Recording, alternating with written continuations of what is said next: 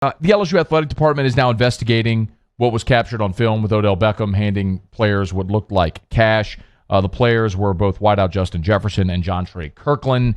Robert Munson, LSU senior associate athletic director, initially told reporters it was a joke. The bills were fake.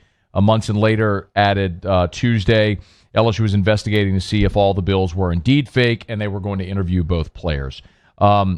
For a lot of people have asked, I've done a lot of interviews, people have asked, my assumption is that Odell Beckham knows better than to give players cash, especially considering he just gave every player headphones, and all that had to go through the NCAA for clearance. So my guess is Odell knows better.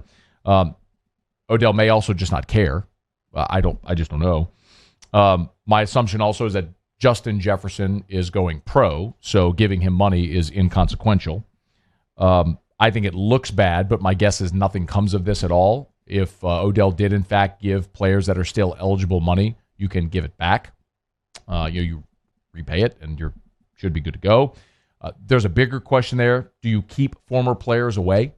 I think that is a legitimate question. I can tell you a couple of years ago for the Bama game in Tiger Stadium, LSU had a self-report of violation because some recruits on the field were interacting with former players like Odell and some of the others that were down on the field, and that was a violation. So now, if you notice, if you go to LSU and pregame, you look on the field, the recruits, it's partitioned now.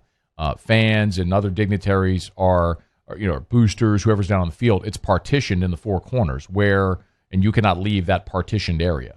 So they keep the recruits down in a spot right in front of the band. So to avoid that. So my guess is, that maybe they have to address this, and maybe it's one of those things where in those types of situations you got to keep former players away, or certainly educate them of things like this. But I don't suspect.